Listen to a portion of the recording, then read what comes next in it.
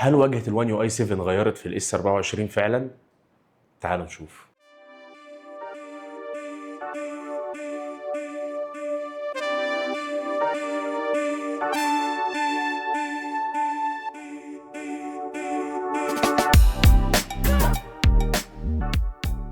لو معاك اس 24 الترا فغالبا وصلك او هيوصل لك ابديت الوان يو اي 7 الجديد واللي بيجي مع اندرويد 15. بس هل فعلا التحديث ده غير حاجه في التليفون؟ يعني هل فعلا التحديث يستاهل الضجه اللي خدها الفتره اللي فاتت؟ ان هو ده من اكبر التحديثات اللي نزلت في الكام سنه اللي فاتوا على واجهه سامسونج الاخيره الوان يو اي. انا جربت الابديت على الجهاز وجمعت لكم المميزات والعيوب، وهنشوف هل فعلا الابديت يستحق ولا اي كلام. يلا بينا نبدا. المميزات اللي باينه في الجهاز: الواجهه انعم واسرع.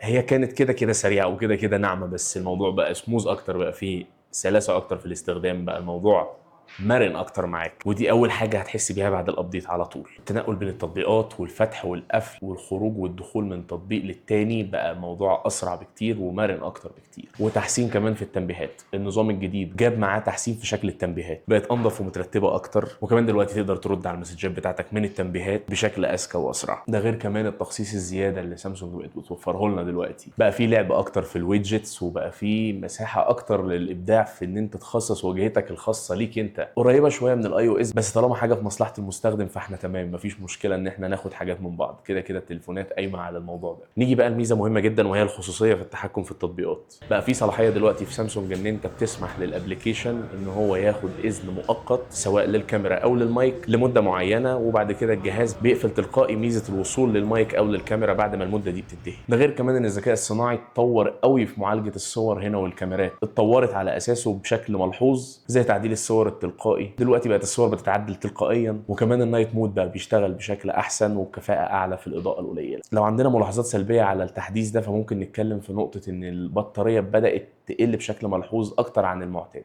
بس لو جينا بصينا اي تحديث كبير بينزل من اي شركه بيأثر على البطاريه بشكل ما اول فتره في الابديت، وبعد كده بيبتدي التليفون يحسن من اداء البطاريه ويرجع لطبيعته واحده واحده، فده طبيعي مش حاجه تقلق، حتى لو استمر الايام عادي جدا. وحتى الناس اللي بتشتكي ان البطاريه لسه ما اتحسنتش، واحده واحده هتتحسن، مفيش اي مشكله. دي مشكله ما واجهتنيش، بس لما دورت شويه لقيت ان في ناس بتشتكي ان في تطبيقات ما بتشتغلش بنفس الكفاءه عشان في بعض التطبيقات لسه مش متوافقه مع الابديت الجديد، ودي حاجه منطقيه. فواحده واحده المطورين بتوع التطبيقات دي هتبتدي تنزل للابديت بتاع سامسونج الجديد، وهتلاقي المشكله اتحسنت، مفيش اي مشكله. الابديت هنا مش ثوري، بس نقدر نحطه تحت خانه ان هو بيتقل الجهاز، مش بيتقله بالمعنى الوحش، لا بيثقله، يعني ابديت العقل، نقدر نقول الجهاز بقى راسي اكتر. فالخلاصه ان انا شايف ان الابديت هنا حلو مستخدم، نقدر نقول ان هو ما جاش بثوره بس جاب ثوره في نفس الوقت، لان هنا الجهاز نضج بشكل كبير جدا، الجهاز بقى مختلف شويه. انا بصراحه عجبني التحديث، تحديث لذيذ، تحديث حلو،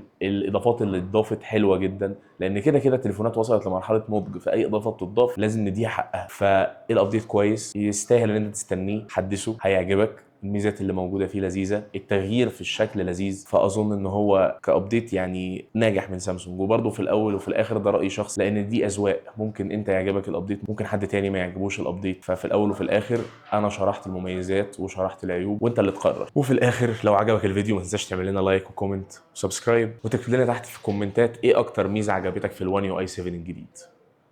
كان معاكم حازم تيك فيو، سلام.